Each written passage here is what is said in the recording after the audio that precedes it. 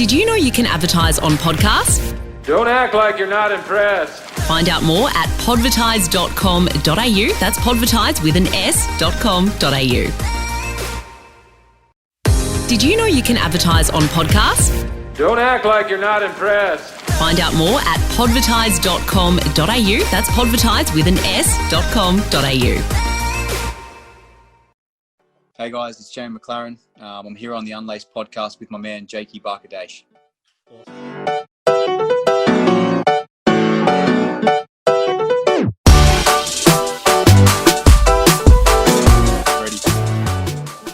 Jamie Maclaren. He's here finally on the Unlaced podcast. Welcome, mate. How are you, Jakey? All good, man? Yeah, doing well, bro. Doing well, considering we're in the 100th week of lockdown. But how are you coping with it all? Yeah, not too bad. I think my missus has done it a bit tougher than I have. I spent a little bit of time in the isolation with Victorian restrictions, but then we went into a hub over in Sydney, and we had a bit more freedom than we did right now. And I've been home obviously a month now, and it's still nothing's really changed. So it's difficult for the people in Melbourne, that's for sure. Yeah. Where were you based? You were just telling me, I guess before we jumped on where you were based, but you were in Newcastle when you first went into the hub, and then after that, where'd you go? We're in the Hunter Valley, and then obviously we moved down to Sydney when it came to sort of final series. But the original sort of 3 or 4 games we were based up in, we were travelling on the day of the game, 2 hours, and travelling back up after the game. And we had some great results. So it was obviously a nice bus ride back up to the Hunter from Sydney. So quite enjoyable, and a really nice hotel, to be fair. Yeah, oh, that's good. It would have probably brought you guys together, I can imagine, even more, living on top of each other. Oh, absolutely. You know what it's like, mate, when you're around the boys for so long, whether it's, the national camps and that we used to have for young Socceroos, when you're all together, it's good. And we were together for, like we said, 8 to 9 weeks, and got some great results. And some boys have obviously moved on now, but you do learn a lot about people, obviously, with outside of football, and it's nice to sit down and talk to a few new heads that you don't really know much about. So it was enjoyable, yeah. Oh, good, man. Good. Now, a lot of people may not know, but me and Jamie Maclaren, we go way back. I can't even remember the first time we met, but I was thinking about it the other day, and I thought, when did we first meet and when did we first play together? I reckon it was the under 12 Victorian primary schools team. Correct, man. That was Daryl Spiteri was the coach. That's right. A few recognisable faces in that squad. Jackson Irvine for obvious reasons, and big head Curtis Good. Head shape still has not changed since he was 12. Yeah, he's still got the same facial hair as well. So, that was some team, by the way, and obviously in that New South Wales team was Musti, Terry, and Tom Rogic was for the ACT team. So, and Josh Brillante for Queensland Country. So a few recognisable names. Yeah, and I remember when we went to that tournament, it was in Canberra.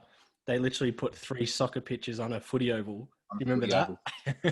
I do remember that. And I also remember I was wearing black Tiempos and playing it right back. Yeah. I remember all that I felt I was good for in that tournament was taking corners. That's where we were at.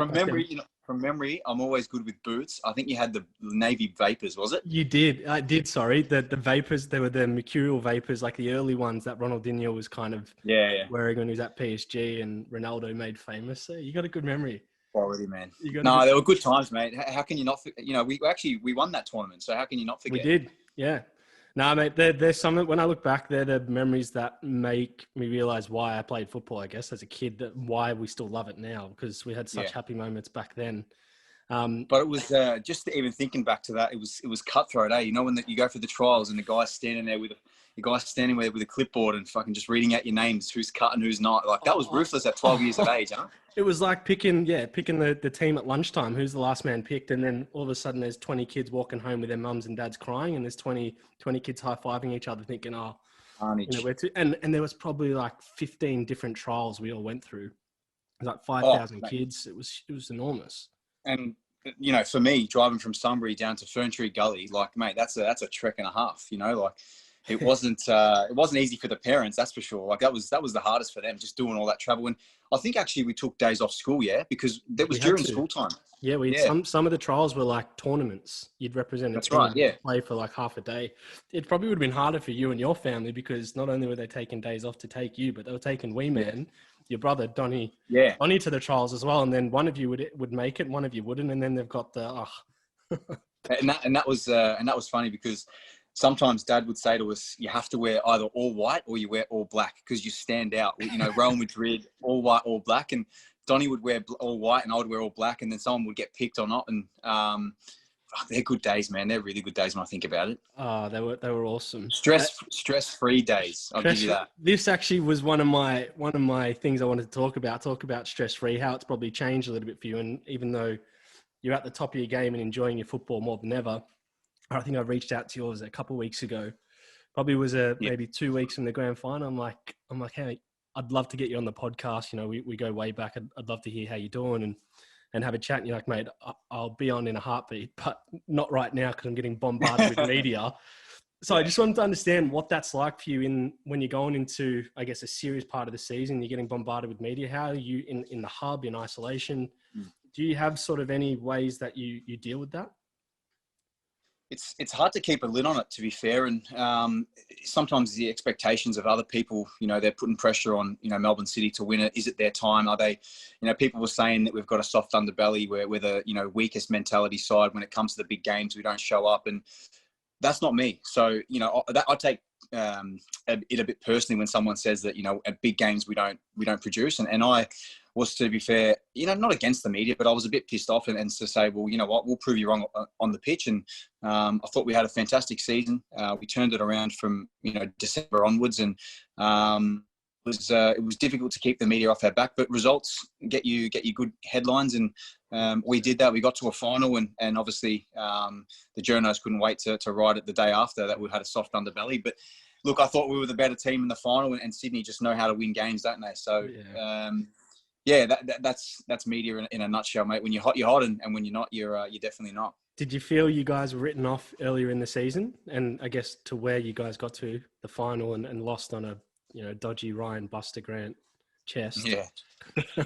Oh, mate, at the start of the season, I thought we put together a very good team, and Eric coming in was fantastic. Like, I loved working for him, and I will miss him. But looking at the FFA Cup final was a huge catalyst for us. We got pumped, pure and simply. We went there thinking, because we just played Adelaide 3 days before and beat them at Amy Park quite comfortably, and we rocked up to Cooper Stadium, what it's called now, and thought it was going to happen, and we got a shock, and they punished us and took every single chance that they had. They only had 4, and they took them all. And mate, it was a pure cup final, and that was the defining point for us, where we need to say that we lost on a big moment, and we need to change it. A mentality, something needs to change, and we did that gradually.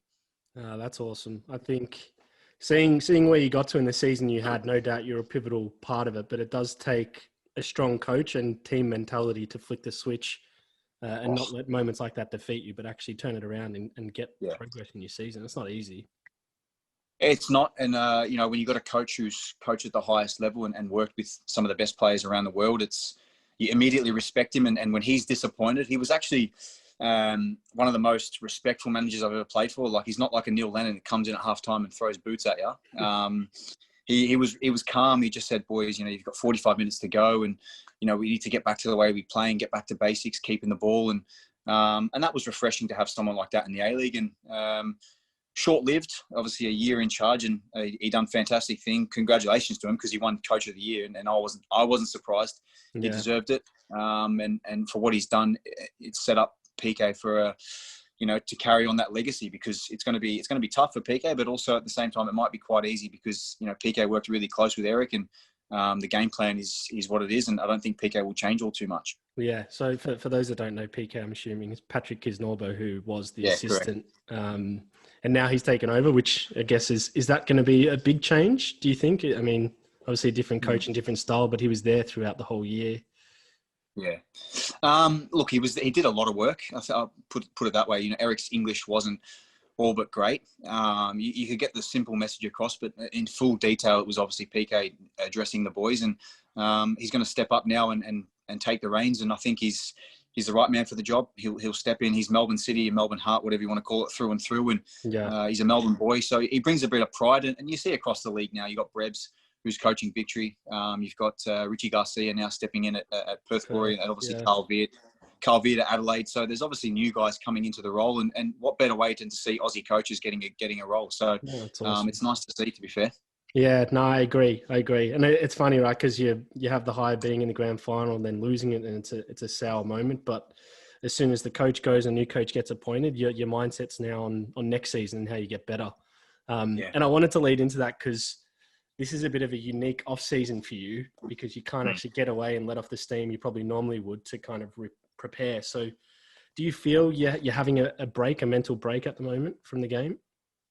Look, Jake, if I'm honest, man, I would say no. And purely because, you're living day to day, and you're kind of waiting for some good news around the corner from Melbourne. Look, it's around the world. It's not just Australia. So I'm not going to sit here and be selfish and say, we're unlucky, because there's a lot of people doing it tough, and jobs are being lost, and it's absolutely carnage. And you feel for those people. And it's one of those ones where I'm not going to sit and complain, but it's not a proper switch off where you can go sit by a beach and relax the body and switch the mind off. So it's been difficult, but it'll hold us in good stead to make sure we go hard, finish this season, next season off, and hopefully by June, July of next season, boys are able to travel interstate or overseas to get that freshen up. Yeah, agreed. I hope we do. I think we're on the right path in Victoria finally, and Australia more broadly seems to be doing well. So hopefully in the time frame when the league's going to start, we're going to be in a good position to have people in stadiums and playing it,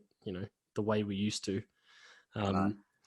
So I guess one of the things for me, and as I said earlier in the show, I've known Jamie since I was 12 years old, and to see where you're at now, scoring goals repetitively, for Melbourne City, winning the A-League Golden Boot winner for the second time, making the Socceroos World Cup squad, playing for the Socceroos and being their sort of number 9 now, which is every kid's dream.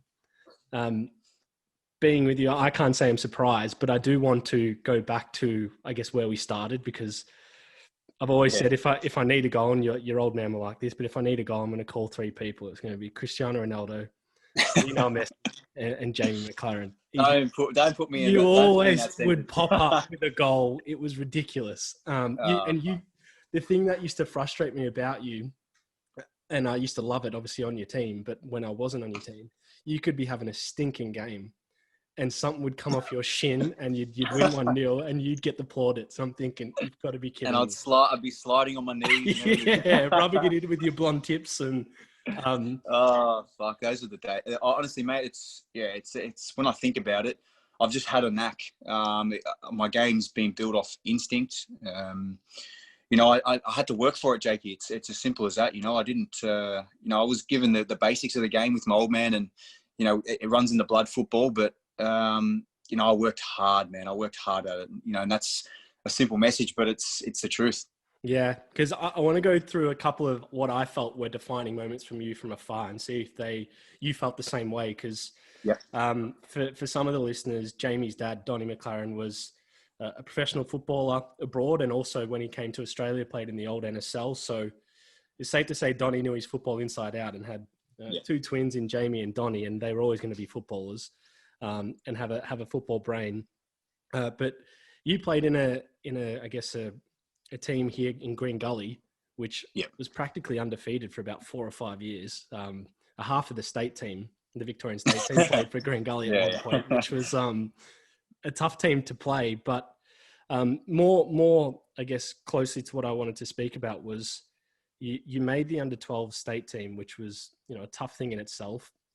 And then the under-13 state team came around the next year. And I guess most of the boys who'd made the under-12 state team, there was like a little bit of cockiness of, we'll make this team. And we didn't really understand it. But I remember you got cut probably in like the last 30 players, and Donnie got through. And I remember you coming to actually the next training and watching from a side and thinking, fuck, that must be hard. Can you explain what that was like as a kid when, not making rep teams and how that feels? Because that was a bit of a defining moment for you, I felt. It was, mate, and it was a cold night in fucking Noble Park. It was. I'm trying to remember these names. Harry Jumis was the coach, and he didn't select me, and it's kind of one of those things. Back then, I was a kid that thought, mate, just check your lists. My fucking name has to be there, surely. Yeah, right. And obviously, you don't get picked, and the reality hits you. And I'm driving back to Sunbury from Noble Park, which is an hour and a half, and you're thinking, fuck, how did I not get in that team? But my old man would say to me, listen, you fucking haven't got picked. Move on. There's a reason why you haven't been. You need to now go back to the drawing board. And obviously in simpler terms, but he was saying you need to change. You need to do something. There needs to be some sort of inner hunger. Sometimes you got to go through some failures to get success. And that was a defining cut when that year hit me hard, because Jakey, I had everything given to me. I was at Sunbury. I was scoring 6 or 7 goals a game. Went to Gully, scoring a hat trick a game, and I felt like I was untouchable at that age. Everyone was talking about me, because I was quite big at my age. I was bigger than most kids. You were like me. We grew quicker. Yeah. And that's right. And I kind of thought, it's never going to catch up to me. And that was a knockout, and going home and, the next day going to school all mopey. And, but it showed that I wanted it. And it actually, it hit home that, I need to improve. And I wasn't going to let one guy's opinion define me, because I've never been one person, and even till this day, you're going to get coaches that don't rate you. But I wasn't going to allow that failure, because I knew that once you get cut, there's the following year and there's the year after. So there's still 2 more state teams to make. So those were my initial short-term goals. Yeah, it was a bit of a wake-up call for me, because it was the first player that I saw in and around that state team that should have been there that got cut. And I'm like, okay, no one's untouchable here. It was actually the worst decision for my carnival that I went to, because I ended up having to play up front and didn't bang in a goal. I wasn't a striker because we had no one. But one of the things that, and I reckon Curtis Good would agree with me on this, because you didn't make that team. We went away. We came back to the next year's state team, and I was from the Southeast, you were from the Northwest at the time. So we were playing in different leagues. So I'd always see it at the state trials. But you came back fast as fuck. Lightning quick, like a different player. And I want you to explain to me some of the work you were doing with your old man, because I know there was some tire sleds involved, but you just, in 12 months, your athleticism just went through the roof. Yeah. Well, it's going to be probably a long answer, mate. And it comes back down to, so we had a big backyard, lived on 2.5 acres out in the countryside. And, we had this flat area that had long grass, and me and Donnie couldn't play soccer down there. And for many years, up to about, 11, 12, we'd never really used it. And one day, Dad was thinking, after we broke a few fucking windows and smashing Mum's Pajero, using the garage as a goal, right? And he had enough, and he goes, fuck this. I'm taking the lawnmower, I'm taking you down the back. I'm going to cut all this grass, and I'm going to give you a field where you guys can just work on your football. So one of these days, Mum and Steph were going shopping, and it's a 40-degree day. I don't know why we chose this day. And Dad's driving the lawnmower, and he hits a rock, and a spark comes through, right? So we're shouting at Dad going, mate, there's flames coming out of this lawnmower.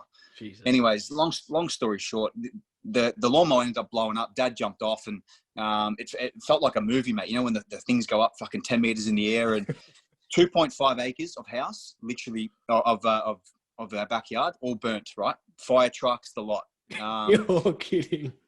So a week later, the grass is starting to grow back again, and Dad comes to me and Donnie, and he's like, boys, go have a look down the back. And we're like, oh, okay, no worries.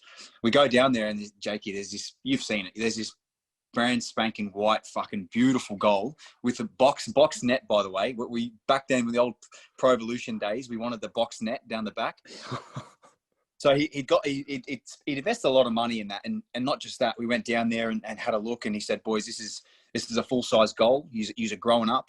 But he pointed over to the trampoline, and because we used to work on free kicks, we used to use the trampoline as a wall, and he pointed over to these 2 things, and the other thing was a sled, right, with a bit of rope around it. He said, boys, the goal's important, but I want you to understand that to get to the next level, you need to work on basics, and basics come from, doing it repetition, and the sled was just a tire, a simple fucking tire. I don't even know if it's come from one of the cars, but it was literally had a rope around it, and he would just say, you know what, 3 times a week. He'd put a schedule for us. He'd say 3 times a week, I want you to do 6 runs.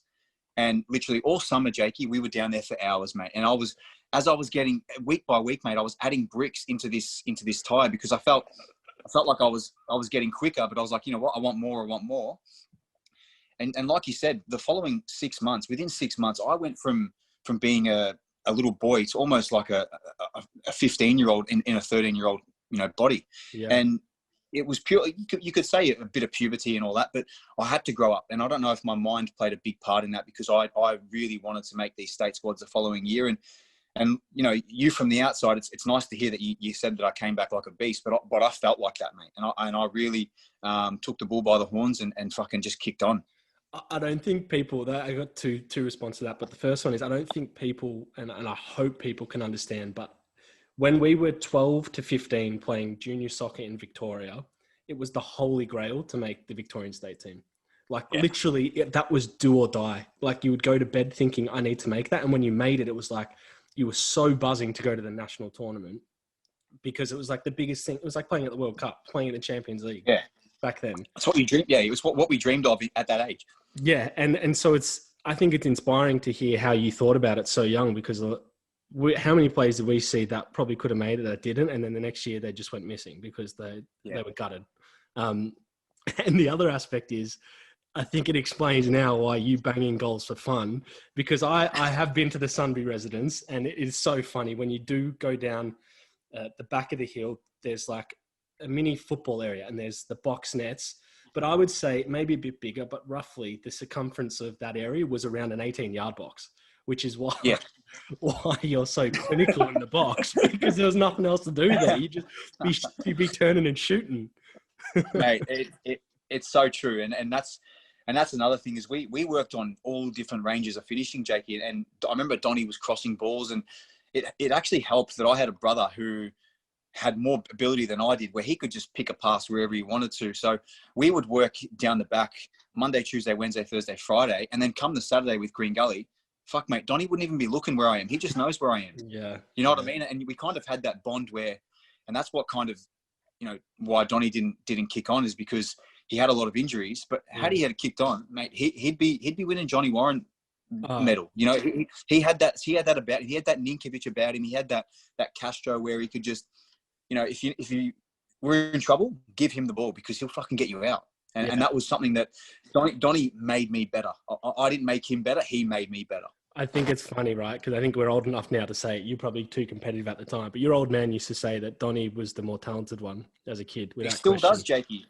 Till this day, mate, he still fucking does. And I agree with him. I put my hand up and I agree with him. He was quality. And the only thing for Wee Man, which it was, was his injuries. The poor kid, but no, what a guy. I hope he's doing well. Shout out to Donnie.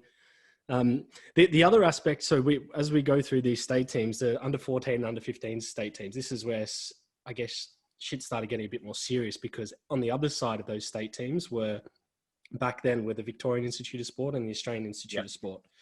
And I think safe to say under 14s and under 15s, you're our top goal scorer and probably one of our top players in each tournaments.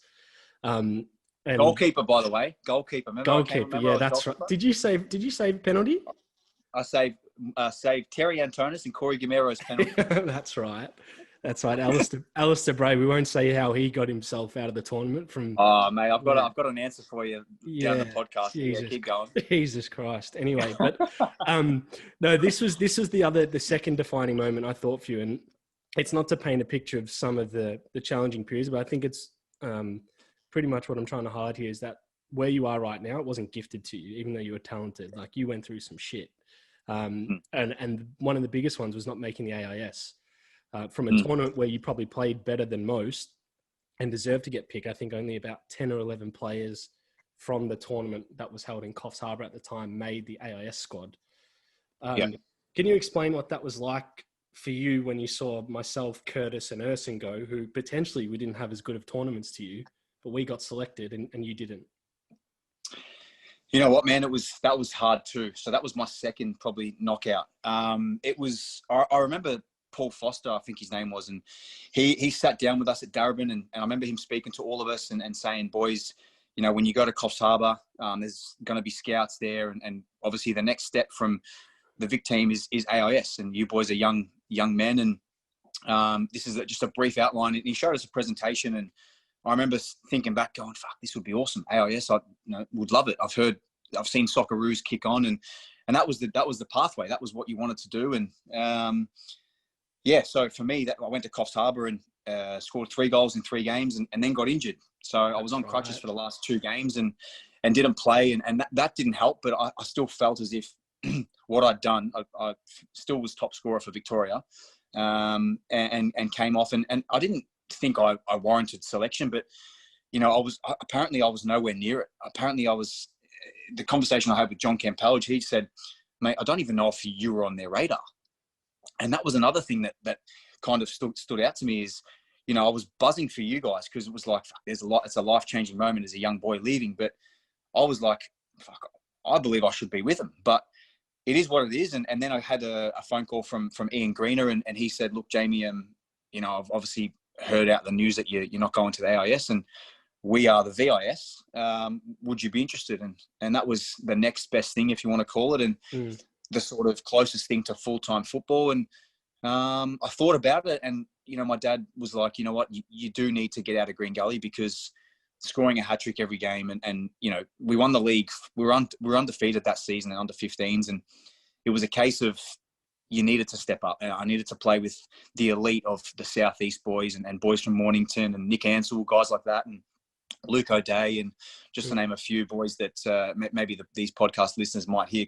Christopher Cristaldo played for Melbourne, Heart and Victory, actually. So boys that have been around the traps. And so I wanted to make that step up and go to the VIS and prove that the AIS fucking should regret not picking me. I think it's safe to say they do, and you did that. Because even for me, I was a little bit shocked at my selection of the AIS. I never felt like on ability in the year I had leading up to it that I didn't deserve to be there. I definitely felt I deserved to. But based off the tournament, I couldn't hang my hat on and say I was in the top 10 players at the tournament. I didn't think as a team, Victoria, we really underperformed when you got injured. Because we didn't have a goal scorer.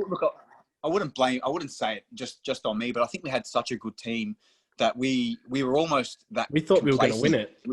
Yeah, you're right. We were complacent. And because the previous year we'd done so well, and majority of the boys stayed the same, and John was the coach for the second year also, and you kind of think it's just going to happen, and when you're at that level, one chance and you're out, and that's what happens in those levels where one chance in front of goal and someone takes it and you lose the game, and you get sent home packing from Coffs Harbour, and that was us. Yeah, from Tasmania, but I know I like that. Anyway, but this was back then. So to give context to the listeners, the AIS was, talk about the state team being the holy grail, but when you got about 15, 16, the only way to be in, I guess, the elite development path of football in this country was to be a part of the AIS. So if you were really serious about your football and you weren't in the AIS, it was unlikely at that time that you were either going to be unique and create your own path in the country, or you'd probably go overseas. And that kind of for you, was the next phase, wasn't it? To move overseas and start playing some football over there. Can you give us some insight into that decision and where you ended up? Well, straight after that, Coffs Harbour obviously went back and had to just understand what was going on and realize and process it, because it took all summer to process it, because Coffs Harbour was obviously September time, and it was spent all summer obviously down the back and still working on things, because I thought, fuck, what didn't they see? And then I made a decision obviously in January to join VIS, but I did sit down with my dad and we kind of said, he kind of asked me, what do you want out of the game? And I remember sitting there going, you know what, now that I've been fucking, not being selected by the AIS, I don't want my dream to be over. So there was murmurs about Victory Youth starting to have their Victory Youth team, because at the time there didn't have the funding for it. Yeah. So it was either try and wait 9 months for that Victory Youth period to come in, or do you want to go on trial? Do you want to have 1 year at VIS, and August, straight after your last game for VIS, in the under 21 VPL it was called, and then head on trial. And I wanted to go to Celtic and Aston Villa, being a mad Villa fan. Those two were lined up, and potentially Derby County. But after the season I had with the VIS, it was I won the Scott McDonald Award, which is funny. Me and Scotty Mac joke about it now, but that was the top scorer in the VPL under 21 league. And so once I got that, then Toby Patterson said, Brodie Patterson's old man, he said, look, I've got a contact at Blackburn with Jamie Bikeen because I think he's ready. And to hear that from an outsider, we knew Toby quite well, but for him to say that to my old man, it made me feel like, I'm going to go there and I'm not coming back. So those 4 clubs were arranged, and I went on trial at Blackburn first. Yeah. So as you said back then, Toby, shout out Toby Patterson, the great man. But hearing something like that, we didn't hear that in Victoria. Oh, you're ready to go to a Premier League academy. But going over there, you had a really successful stint in the sense that I think you had a couple of trial games there, and you banged a couple of goals in against Man U and someone else, and they signed you up straight away, didn't they? Well, that was it. We originally booked obviously a return home because that's what you do. You don't really know what's going to happen, but. So I rocked up to Blackburn on trial, and so that obviously Toby Patterson knew Grant Hanley, obviously from Dumfries in Scotland, and so he's now obviously playing in the Premier League and played 50 games for Scotland, and he was taking me down to and from the academy to the digs and introduced me to all the lads. And so I had my first game was against Derby County away, so we caught a 2-hour bus, and it didn't start that day, but we were losing 1-0, came on, and we ended up winning 3-1, and I scored 2. So. Beautiful. Obviously on the bus home, you're thinking contracts ready. So anyways, get back to the club, and the academy manager pulls me in and goes, mate, pretty impressive, but that was Derby. We've got Man United this week, under 16s. I want to see a bit more. So I said, okay. He goes, you're gonna play from the start. So I said, beautiful. I love knowing when I'm starting and when I'm not. So prepared properly.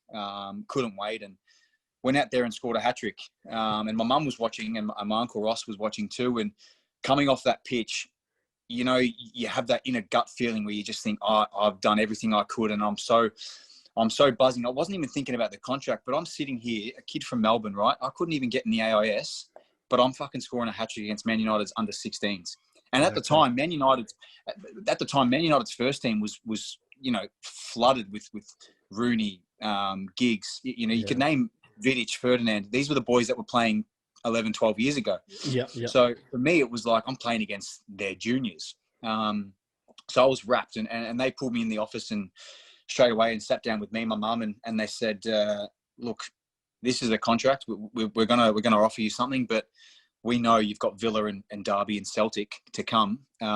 If you were to walk out this door and go on trial with them, our offer's off the table. And that was difficult to understand, because I was like, fucking hell, I was thinking, I love Villa, man. Like, I want to go see Agbon Hall.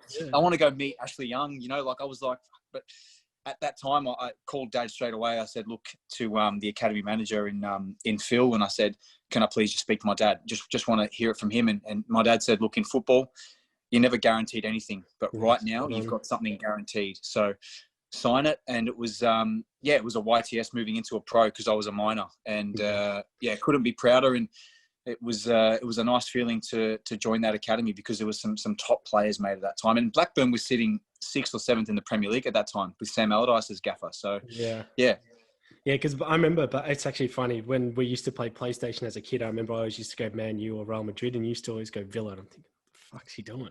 I'm going to belt him, but you'd always put up a fight. I remember we went, we played online against the Jegos. Do you remember that at my house? Oh yeah. Jimmy and Luke, they're still burning from that loss. But no, Blackburn at the time, they had a really strong academy, because they needed to invest in their youth, and that was definitely a feeder club. They had so many players have come out of the Blackburn academy. But as you spent a couple years there, I wanted to move on to, I guess, you had a really successful academy stint and played in their youth team and the reserves, and were on the cusp of getting some first team football, but you made the decision to come back to the A-League, where you felt you were going to get a bigger and better opportunity, which was with Perth. So, I mean, I don't even know, what year was that when you came back now? It was 2013? 2013, yeah. Yeah. 2013. What was that like? Your first taste of senior football, and I guess the league back then, because I was playing in the A League then, was, and I don't know what it's like now, but the league back then was in pretty good shape. From the imports we had in the league was, second to none. There was players like Fowler, Shinji Ono, Alessandro Del Piero. Can't remember. Liam Miller was like a top player. Marcelo Cruz. There was a lot. Can you explain to us what your first experience of first team football was like in the A League back then? Yeah, you know what? I got a decent little shock because I scored in the Under-20 World Cup against Turkey, and we got knocked out. And at that time, I was a free agent, having left Blackburn. And Alistair Edwards, who I credit till this day, was fantastic for me because he put a lot of faith into myself and said, well, I'm going to give you a 3-year contract at Perth Glory. And I remember going to watch Perth in the old NSL, even flying to Perth, with seeing family, friends, and obviously the Damien Murray days and all that. And going there, it was difficult because you got old guys like Stephen McGarry, Jacob Burns, who have been around, played in the SPL, and Burns, he played for Leeds. And you got big characters who they expect a lot from you, mate. They ain't going to let you allow to have this transitional period from being a kid to a man. You have to start throwing your weight around. And I felt like that was a turning point for me because it was difficult. I couldn't adjust. It took me 4 to 5 months to really adjust to the crowds, the media side of it, just the pressure. And because at the time you didn't really feel pressure, but right now I'm playing in front of 13,000 people who, if I miss a chance in front of goal, mate, I'm copping it. Yeah, and that was new to me. And it was one game stood out to me it was before the game, William Gallas, right? So I played with William. He was there. So there's a good photo, there's a good video of him explaining to me just to be calm. So I feel like he was talking to like Nicholas Anelka or so, the way he was talking to me, but he was just saying, just be calm in front of goal. Don't be stressed. This is all noise. It's all noise. So, and that was kind of one I look back on and go that he was the sort of guy who's done everything in the game, and he doesn't feel that. So why should I? I've done nothing in the game. So, so I kind of leaned on him a little bit, and obviously the older guys like Scott Jamieson, who now is obviously my captain. But I had a really good bunch of boys around me. Thwaitie was a established Socceroo, and Lubo Milicevic, another guy who played in Europe, and Danny Vukovic. I could name a few. That team I had was unbelievable. Perth had a great team. Those were the guys that I leaned on in the difficult moments when I was trying to adjust to being a regular. And when I was a regular, I wasn't a regular, but I was playing off the bench under Kenny. But I ended up getting 9 or 10 goals in that season as a bench player, and that made me stronger. Yeah, I remember playing Perth. It was always really tough playing Perth as well because there was always 1 or 2 young players, and you're one of them that would complement like a super experienced team. I always feel like Perth have had such an experienced and strong team. Yeah. Everyone's at that point in their career where they know how to win and they know the job they have to do to win. And it's funny, I got a William Gallas story. I remember we played Perth. I think I was at Adelaide, and it was so hot. And this vintage in Perth, you'd always end up having those halftime breaks in the half to have a drink, like a drinks break every 20 or 25 drinks break. minutes. Yeah. And I remember Gallas came on. It was one of his first games at Perth. He played like 20 minutes. He did an interview with Fox Sports after, and he couldn't even get words out because it was so hot. Yeah. But I saw him out that night. We went out for a few drinks that night, or maybe a few more than a few. I was there. Were you? That's the night when I picked all you Adelaide boys up. Do you remember you got in the back of my car? Probably, yeah. Sanchez. It might have been, yeah. Anyway, I don't know what hour it was, but we saw William Gallas walking down the street past us, and I'm thinking, holy shit, this is William Gallas. Like, I played against him just before, but I didn't care. I'm like, he's the Arsenal captain, Chelsea legend, France national team. And he's eating this massive plain Smith's chips packet. His arm is literally, his whole arm's in the packet getting the crumbs out. And he's got a Magnum. He's opening up a Magnum. And I'm thinking he's on holiday. He's having a ball. But he was telling us, and I won't do his accent, but he pretty much said, he goes, man, I've never seen anything like this before, but I just see 2 women fighting, massive cat fight over there. And then he just kept walking with his Magnum. I'm like, dude, what is going on? Right. He was a great guy, man. Yeah. But then, because I think that really probably kickstarted your career, that opportunity. But I think where you probably really felt like I can dominate and be the player that I am now and take it even further was when you made the move across to the East Coast to Brisbane, which as I stated earlier, you've won a couple of A-League Golden Boots, which for those that don't know is the top scorer of the A-League. And you won your first there in Brisbane in the 2016, I think 17 season. Was that a real sort of defining moment in your pro career of like, this is where I belong and this is what I can do now? Yeah, spot on, man. And the word belong was ring true, because I remember going into training at, under Aloisi, and every day he would be onto me saying, look, Macca, let's do some extras. And the first conversation we ever had, he said to me, tell me how many goals you're going to score this year. And I said 10, right? And he looked at me and said, 10? No. You're going to score more than that. And that was what stuck with me, is this coach believes more than I do. So I then instilled some belief that, you know what, this guy believes me, because let's be honest, Kenny Lowe didn't believe in me. So I'm not going to sit here and sugarcoat anything. John Aloisi believed in me. So I'm thinking, fuck, I've got a gaffer here who loves me. He's going to play me. He's handed me the number 9 jersey, which for everyone listening, when you get given that jersey, you have to earn that. And that was something where I now have pressure where I was at Perth. This is pressure. This is Besart Berisha has just left Brisbane with championships and 15 or so goals a season, consistent every year. Mate, if you flop here, you're going to be fucking hounded. And that was something that drove me.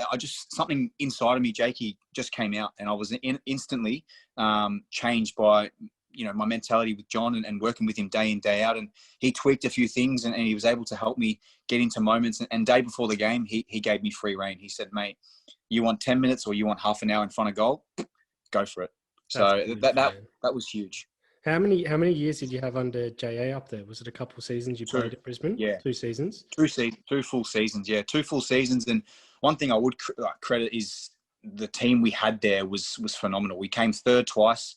We're a couple games short of each grand final. But I stayed fit for 2 years straight. I ended up playing 53 A-League games. And you know what it's like. A-League game seasons are short enough as it is to play, full 25 games a season. It was great for me. And Suncorp Stadium, I loved it, mate. We used to have some serious crowds, and it's not like that now. And I want it to get back, because that stadium for me is one of my favourites. Oh, it's awesome. It's a stadium like no other. You feel like you're playing in Europe when that's filled. I mean, it's amazing. Yeah, the atmosphere, and there's so much history, as you said. The Brisbane team, they won the three-peat up there with an invincible team. So it's kind of got that. It had that fortress element to it. Oh, it had the aura.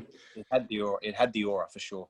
Yeah. So after that kind of breakout season, I felt like that was a defining moment for you, because you were kind of at the top of the league from a goal scoring perspective, and you've maintained that, but you decided to make the move overseas.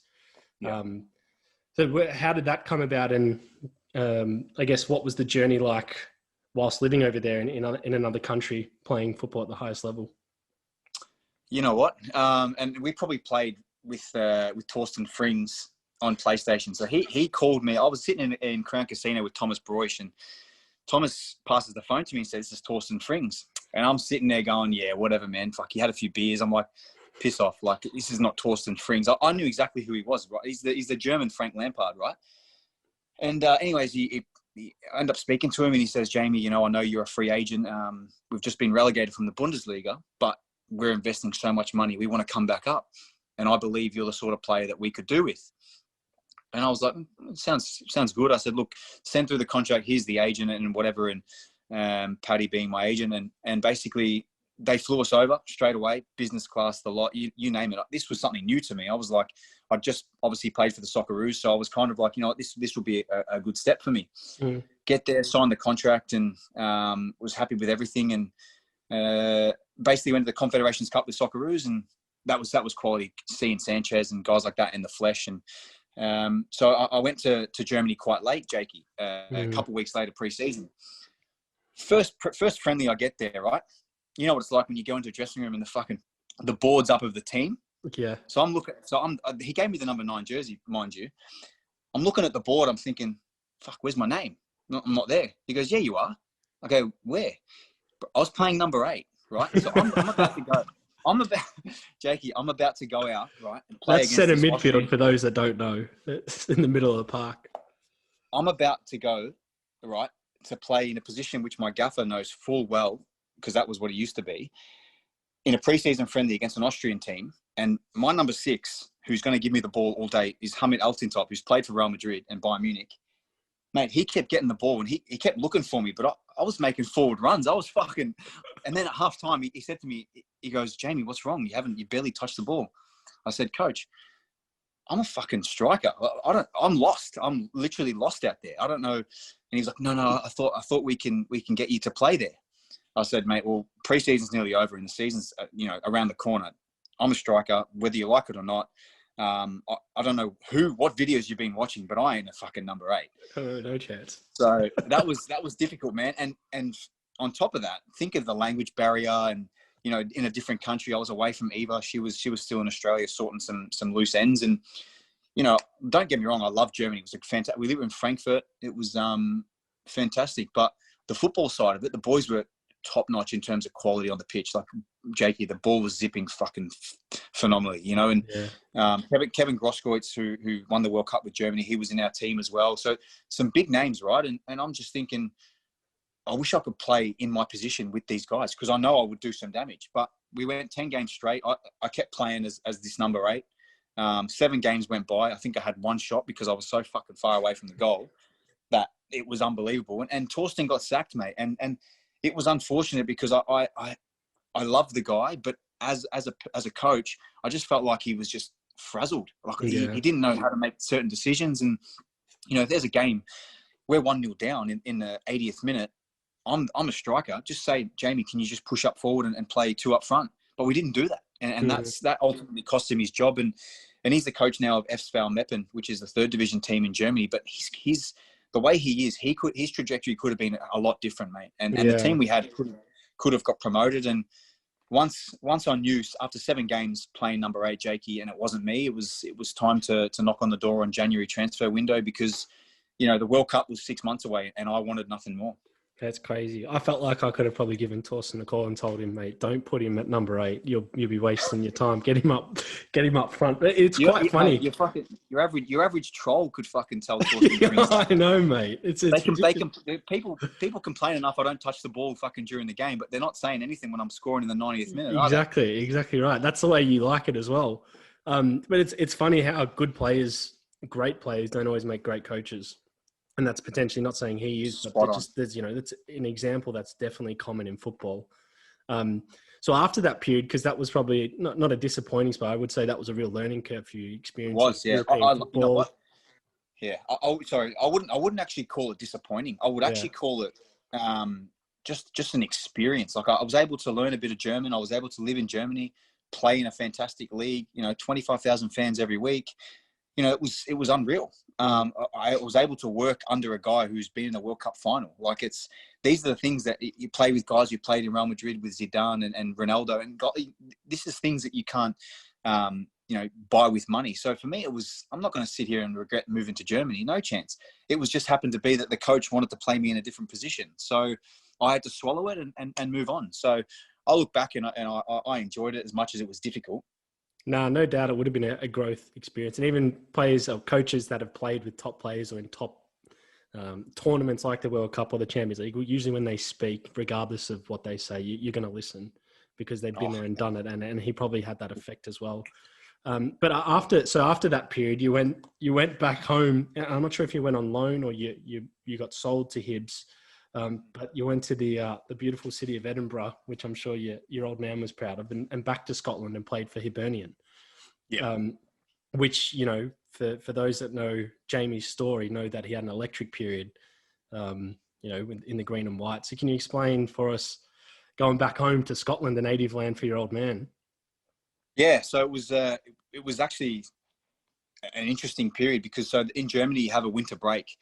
So for that winter break, me and Eva thought, you know what, it was £12 to fly from Frankfurt to Edinburgh. So we said, you know what, let's go to Edinburgh. We love the city. We've got family there. And so we went there, right? So we landed in Edinburgh, had some family pick us up. And after 2 days, I get a phone call saying Craig Levine would like to meet you, the Hearts manager.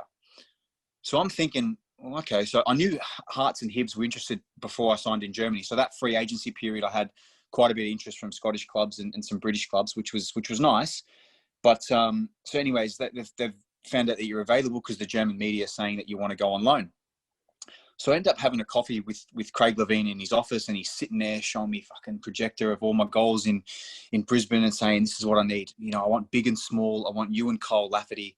It's something that we could really do. And, you know, can we fit you in the budget and all that sort of stuff? And, you know, he was really thorough, and he knew his stuff. He was a gentleman, honestly, a proper gentleman. So we left that training ground, Hearts training ground, and went back home and to my family's house. And the next morning we were going to the Edinburgh Castle. Anyways, I fucking pick up the Daily Scottish Sun, and on one of the pages says Hearts are going to sign me. And I'm thinking, it's the first I've heard of this. So honestly, mate, I found out that in Scotland, mate, there is snakes everywhere. There's fucking the media travel. If someone, you know, has a coffee, that they'll fucking write about someone had a coffee. So for me, it was a nice feeling, and I was like, this is the first time I've got my granddad calling me. Fucking, he's a mad Jambo. He's going, Jamie, you better sign for them because they're the fucking best team. And I'm thinking, mate, there's nothing on paper, granddad. What are you talking about? Like, I'm going back to Germany tomorrow. I'm only here for 3 days. Like, relax. So we went back to Germany, and me and Eva went to Rome. That's where we got engaged. And so when I was in Rome, there was some conversations with my agent, and because that media had got that out, Hibs now came on board, and Hibs needed a striker.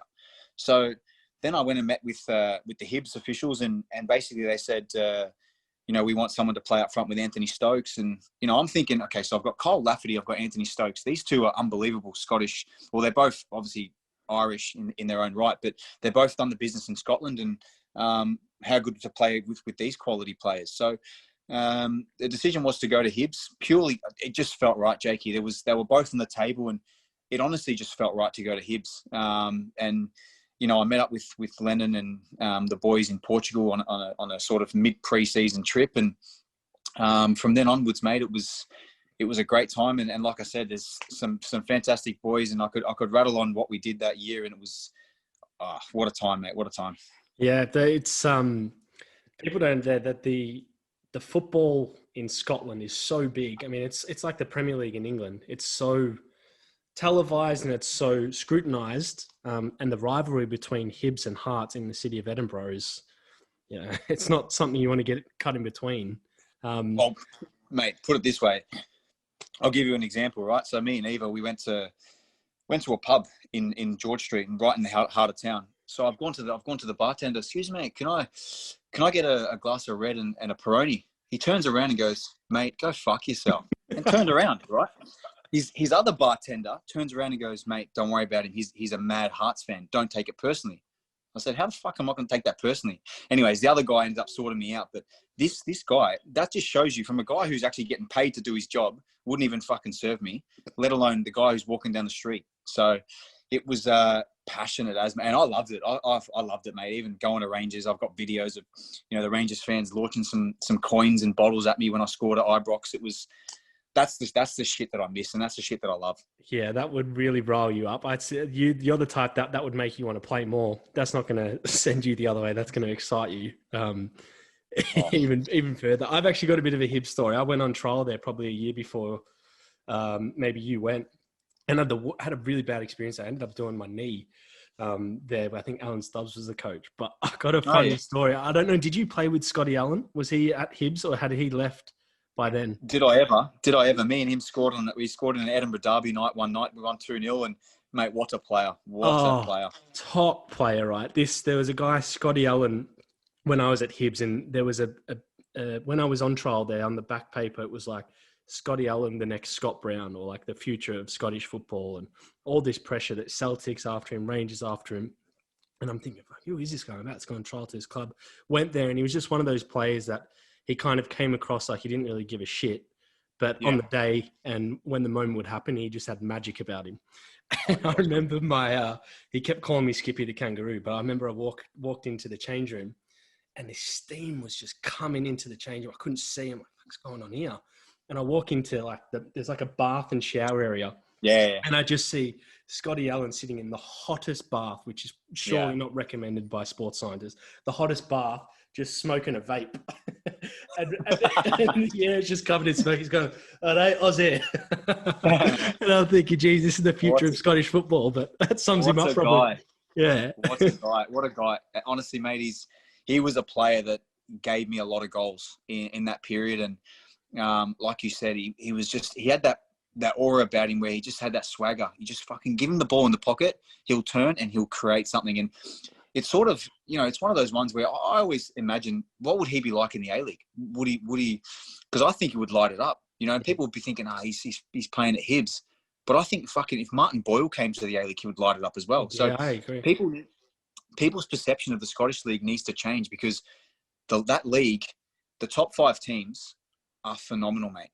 Without a doubt that they would win the A-League, or they would come close. Yeah. So people want to say, how do you compare it? Well, you can't compare it because of winter and all that sort of stuff. But the team that I had at that time, that we went unbeaten, we beat Celtic, we beat Rangers twice.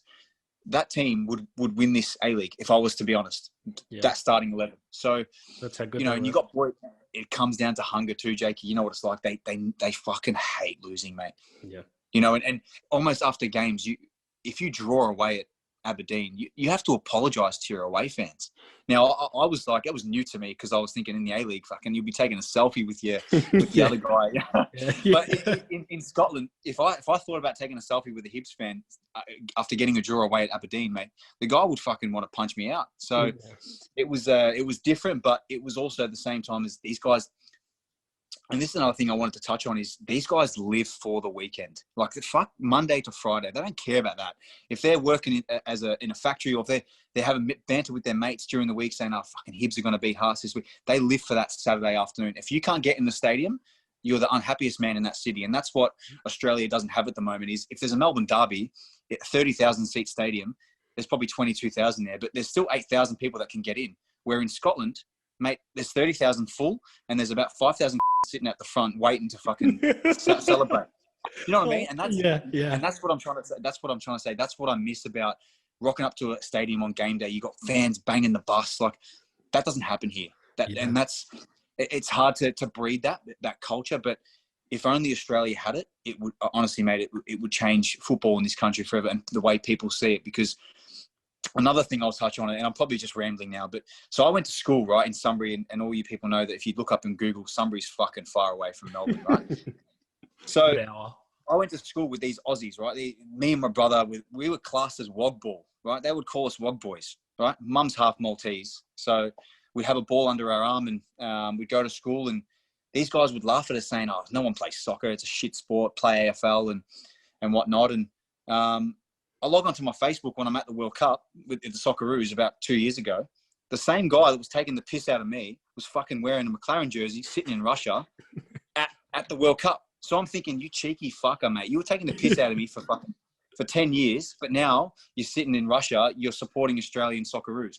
How does that make sense? Yeah. Like, that just shows that there is people out there who can get involved. It's just, we're a bit lazy in this country, and too many things have been given. You can watch every game in the A-League on TV. So why would people leave if they've got a barbecue? And, it's one of those ones where, don't put it on TV. I know you need the TV revenue, but if you only had one game, then you'll get fans that just want to go to the stadium. And that's something that I would love to change, because you can't watch every Premier League game on TV. You have to go to the ground. You have to go to the ground or watch it at the pub. Yeah, and it's right. It's not televised everywhere. And there was a thing on that this year that everyone's like, every Premier League game's televised in round one. It's like, shouldn't it always be? But that's not the case. Was it a hard decision for you? Because I know there was a period where you were representing Scotland at the national level, and you're getting calls from the young Socceroos and the Socceroos to be like, Jamie, come back home. Was that a hard decision at the senior level to decide who you wanted to play for? So basically, it was nice to represent Scotland. It was a proud moment for me, but I think it was more prouder for my old man. Someone that's come from Sunbury, Victoria, to then go in to play for Scotland. I actually got called up when I was at the Blackburn Academy to Scotland under 19s, played 2 games against Norway and Denmark, and that was pretty cool. But mate, I had no fucking idea what the lyrics were for the Flower of Scotland, and it just didn't feel right. And for me, I got a phone call. I remember I was sitting in my digs in Blackburn, and it was Jan Verslaen called me, and Han Berger, and they were saying, look, Jamie, I know you've represented Scotland last week, but you need to play for Australia. If you don't pick us now, then we won't pick you in the coming camps. So I thought it was fucking cheeky. I was like, mate, you guys fucking, one, you binned me for AIS, but now you guys are fucking saying to me, you need to choose Australia. I was pissed off, right? So, but then I remember going to the training the next day and speaking to Vincent Brett and saying, boys, like, because they were taking piss out of me. They were saying, mate, why are you picking Scotland? Like, they'll never go to a World Cup. And they were right, you know, and it was like, and they kind of talked me into, you know, mate, you'll be so proud putting on the green and gold. And it took me back because it was a dream of mine, Jakey. When I was in my backyard shooting goals, I always thought, fuck, I want to play for Australia. Yeah. So called them back and said, look, guys, it was a hard conversation to call Billy Stark at Scotland to say, look, Billy, I appreciate everything, but I've got to move on and I've got to play for my country of birth. And I want to thank you so much because it was massive. And yeah, to say goodbye to Scotland and choose Australia was a good thing. But then, so the Socceroos, the conversation comes about, and Malta, right? So I'm on 15 goals in the A-League, and John Aloisi pulls me and goes, Jamie, we've had an email at the club. Malta want to call you up for a game against Germany and Lithuania. Oh. And I was thinking, are you bantering? Because he used to work with Michael Mifsud, so I thought he was bantering me, right? And I said, yeah, whatever, Johnny. He goes, Jamie, I'm being deadly serious. Malta want to call you up. What do you want to do? And so I laughed. I was like, well, I want to play for Australia, clearly. And so he just said, look, we'll say no to Malta because I'll let you in on a little secret, Jamie. You know, Ange, if you keep going the way you're going, Ange is going to pick you. Now, we all know, me and you know the story about the 14-year-old Jamie Maclaren and Ange Postecoglou when I was fucking... I'll never forget it. You know, so it was kind of like, I was like, fuck, Ange probably hates me. He probably hates my guts. He was gunning for you one day, wasn't he? He probably thinks I'm a smart ass, I'm this, I'm that. And, you know, I don't know if he does till this day, but, you know, I have to be very grateful for the opportunity he gave me to represent my country against England. And, you know, to have obviously Smalling's jersey here in this room. And Wayne, I was right in line behind Wayne Rooney when he took a touch and buried it in the top corner past Matty Ryan. So even standing there, that gave me goosebumps. And that was like, this is proper football. You know, it doesn't get higher than this.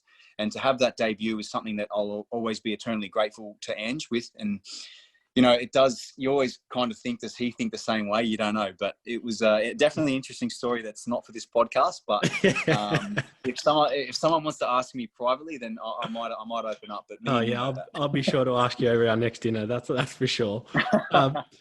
No, but it's crazy, right? Because we talk about this earlier in your career where you're not struggling, but you didn't make a state team. You missed out on the AIS. Your dad's lighting up the backyard trying to make you a soccer field and put some soccer goals in. And we fast-tracked 15 years and you're wearing the number 9 shirt playing for the Socceroos, which was all our dreams as kids. I mean, being like Mark Viduka, Harry Kewell in that era, everyone in our generation wanted to be him. And it's humbling for me as your mate and someone who played with you to see you there now, because I'm like, holy shit, one of the boys made it. And I guess now you've had quite a few caps for the Socceroos and you're starting to bang in some goals. But is there a particular moment in your international career that stands out as something you'll be forever proud of? I think obviously getting selected for the Socceroos, and my story is quite unique in the sense that I was fucking binned. I was dead, and it was like the Undertaker, mate. I didn't get selected. I then went and scored a hat-trick against the Rangers, and then I got a phone call when I was in Dubai, sitting on a beach, saying, "Mate, you've got to come to Turkey because Bert Van Marwijk, he wants to have a look at you." Mind you, I've probably put on fucking 5 kilos. I've had 20 bottles of red wine. Like I was not in the best shape, but I said, you know what, this is a once in a lifetime opportunity. So I flew from Dubai to Turkey, and he spoke to me, and he just said one word. He said one sentence, and he was like, "You know, Jamie, you have 1 week. You have to impress me." And that was a simple. Mark Van Bommel was stood next to him, and that's all they said. And I had a week to impress him, and maybe I showed him something different that the Socceroos didn't have at the time. But he selected me, and that's something that stands out. But and another thing, for the World Cup, was that for the? This was for the Russia 2018 World Cup, right? And wow, I remember being in tears in Lenny's office, and he was scratching his head. He was like, what the fuck? Like, you know, and knowing Neil how he is, he was thinking, nah, they can't be. You need to prove them wrong. And he was always like that. He was saying, nah, fuck that. You know what? When Rangers comes around, when we play Rangers on Sunday, you're going to make sure that you're going to get to a World Cup. Forget about what's written in paper. It's never true. So he kind of drove me to a new level for that Sunday. But if there's another moment that sticks out, Jakey, is my hat trick for the Socceroos. And, you know, I'm going to say it's against Nepal, which I'm just going to act like it was against fucking Brazil. But at the end of the day, mate, it's a hat trick. It's a hat trick. You know, as a striker, you take pride in goals, and not many people have scored a hat. A lot of people have scored for their country, but many people haven't scored a hat trick for their country, and that's something that you know, I can take pride in. And you know, the most recent hat tricks for the Socceroos was obviously Miller, Jedinak, and Timmy, and those are the guys that you know, have passed on a legacy to us boys, and it's a nice feeling to have done that with a hat trick, and that match ball is tucked away nicely. Was that the perfect hat trick? Was that a left-right head from memory? Correct. It was, yeah. Correct. That doesn't go astray. And as that story will go on, Nepal will turn into Nigeria, into Argentina and Brazil. I'm sure. Lionel Messi played that night. Yeah, that's right. Yeah, the Canberra Stadium. Nepalese Messi. Yeah. No, but anyone that knows you, and I know you well, and this is kind of just, you know, coming to the end of I guess, a big part of this podcast, because like you, Jamie, I grew up playing football, and football was my life, and it was something that, you know, circumstances didn't go my way, and within myself, it's kind of taken me away from the game. And I've learned pretty quickly that there's a whole nother side to life outside of football that I never thought I would realize this quickly. But knowing you, and anyone that does know you and probably listen to this podcast, is you're a very driven and focused guy, who's very determined and always kind of whatever goal you set in front of you, you're going to go after as hard as you can. But I just wonder, do you have a way to separate yourself from the game when you're sitting on the couch at home with your partner and your family? Are you good at that? Or is that something you... Nah. Look, if I'm honest, mate, it's I think the more pressure that's on me, the least present I'm available. And it's probably the harshest on my missus, because if I come home from a game where I've missed a chance, mate, fucking stay away from me. Stay away from me. Because I swear to God, if she says to me, oh, is your cup of tea warm enough? And I would just fucking lose my shit. And it's one of those ones where it's unfair, but I'm starting to learn, you know, to deal with those sort of things and using different techniques. But I'm a winner, and I not hate losing, but I hate lowering my standards individually, because I'd hate nothing more than, you know, if we lost, you know, 1-0 on the weekend and I missed a penalty or I missed a chance, I would automatically think, fuck, my teammates are looking at me, that I was the one that didn't get it back in the game. And I always like to be the guy who's in the moment and I'm able to step up. So I'm starting to improve that and starting to understand that it's okay to miss. But when the next one comes, you just go again. And it's almost having that sort of tennis mentality where you don't have time to worry about that one. There's another one coming in 5 seconds time. And that was something that I've been trained into me recently through, you know, Mike Conway at the Socceroos and other guys who have worked with me. So yeah, it is difficult to switch off, mate, but during the week I can more switch off than the weekend, that's for sure. But I'm definitely fully focused when it comes around to game day, for sure, man. Yeah, that's the way you've been built. I think that's the way you'll always be built. It's been a pleasure having you on the podcast, Jamie. One of my oldest friends, still to this day, one of my closest friends, and I'm proud to see what you're doing, and I can only think you're scraping the surface of where you're going to go, mate. So looking forward to next year for Melbourne City and the Socceroos. And yeah, appreciate you coming on. Thank you, Jakey boy. It's a long time coming, mate. And like I said, once this lockdown's over, mate, we'll have a nice steak and glass of wine and reminisce old times, mate. And we might bring up that Ange Postecoglou story. You never know. Yeah, no, I might. If your old man's there, I might bring up the Altona Magic versus Green Gully game, which we didn't get into in this, but it's something you're. The Man United Cup. The Man United Cup. We're not talking about that one, mate. Yeah, we'll talk about that another time. No, thanks, brother. We appreciate it, man. It was awesome having you on. Too easy, bro. Love you, bro. Thanks, brother. Awesome. Ciao.